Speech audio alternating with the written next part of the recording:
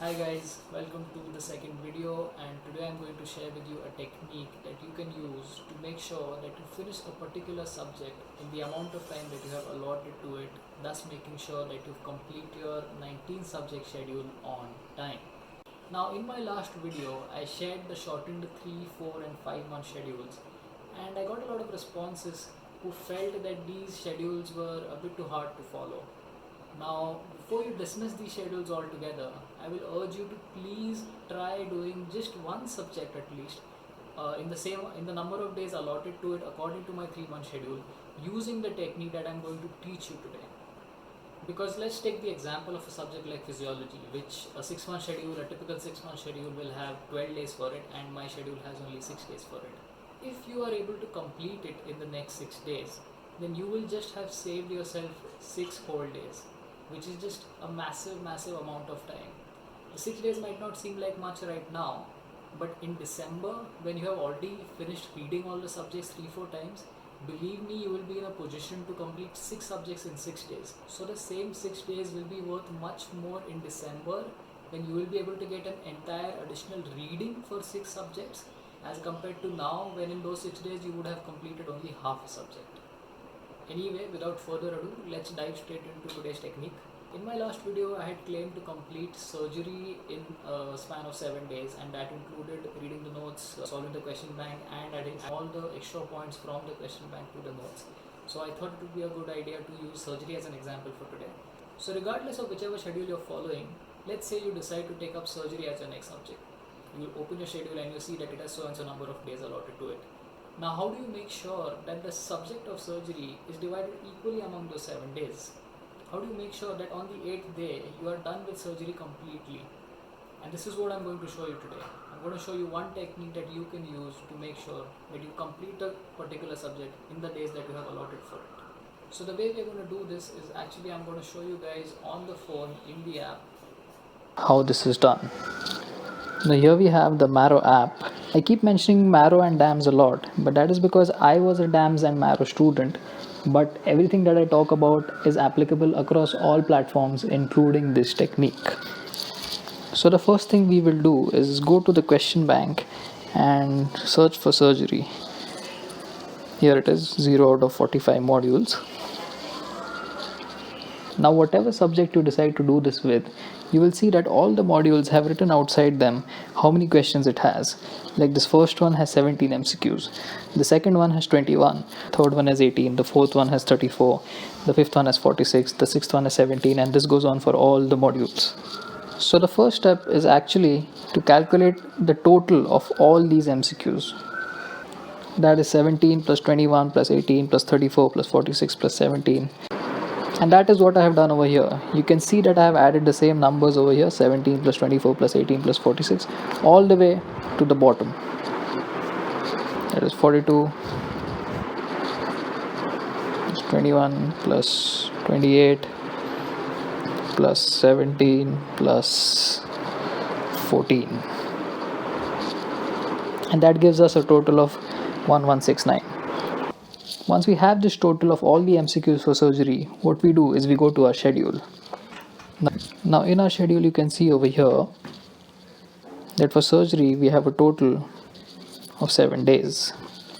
So what we do is we go back to this number and divide that number by 7, which gives you a total of 167 MCQs to solve per day in order to complete surgery by 7 days.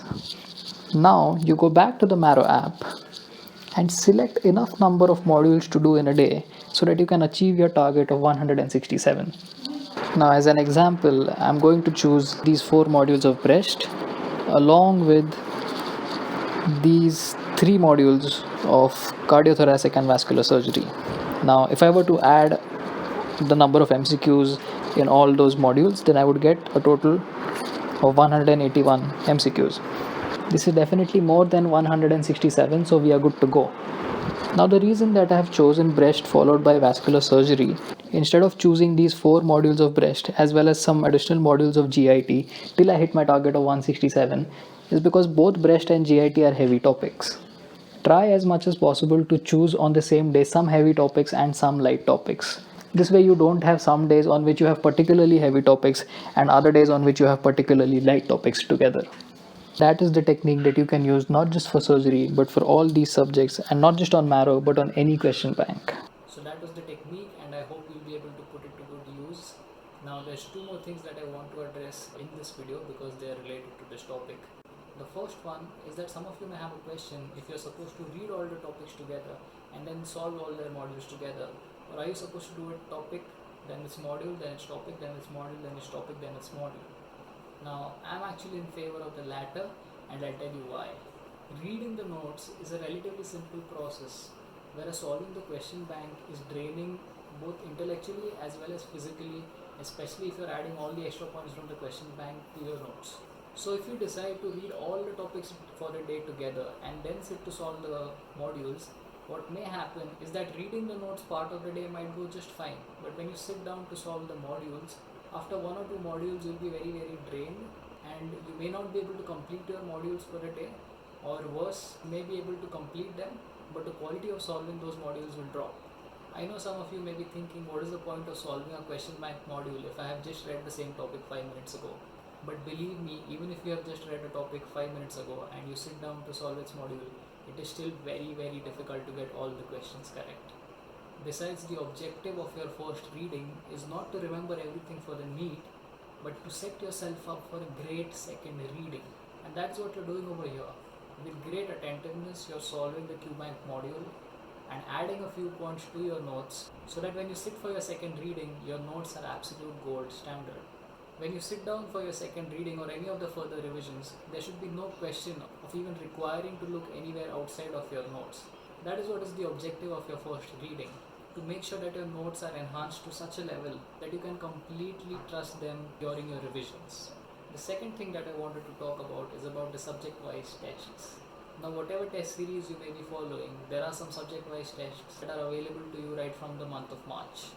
And you have the option of solving these subject-wise tests immediately after you finish a subject in your first reading. But I actually believe that these subject-wise tests can be put to a better use, and I'll tell you how. If during your first reading you're making sure that you add all the extra points from the question bank to your notes, then giving a subject-wise test immediately after you're done with the subject makes absolutely no sense, because all the 70-75 questions in a subject-wise test are from the question bank that you just solved over the period of last 7 days. Instead, if you do not solve a single subject-wise test during your first reading and reserve them for your second reading, they could be much more helpful. You must understand that during your second reading, you have no question bank to solve because you have already exhausted it during your first reading and added it to your notes. So during your second reading, all you have to do when you pick up a subject is go through it. Just read it once. So it literally takes half the amount of time that it took you to read it for the first time.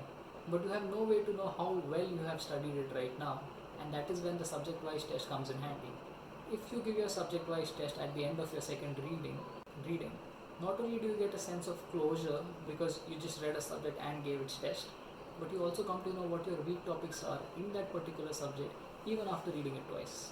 Sometimes it happens that we just read through sentences without actually registering what we have read, and when a question from that particular topic comes in the subject-wise test, that is when you realize, oh, you've actually just skipped over that line. Or even though you have finished reading a subject a second time, there may be certain topics that are weaker than other topics. When you give a subject-wise test at that time, you come to know what your weak topics are. Now obviously you have to move on to the next subject now, and you have no time to read through the weak topics right now. So what I would suggest is that after giving a subject-wise test, once you come to know what your weak topics are, on the first page of your notes for that subject, you stick post-its, and on them you write what your weak topics were according to the feedback that you got from your subject-wise test. This way, when you come back for your third reading, you know exactly which topics to stress more on, and the quality of your third reading also improves. On that note, I conclude this video. I hope you found the technique useful, and if you have your own techniques, that's well and good, as long as you're finishing your schedule on time. If you feel like you've learned anything of value from today's video, then please consider sharing it with your friends, and if not, that's completely fine. I will still be available if you have any doubts. Just send them to me and I'll be happy to help you. All the best, guys, and happy studying.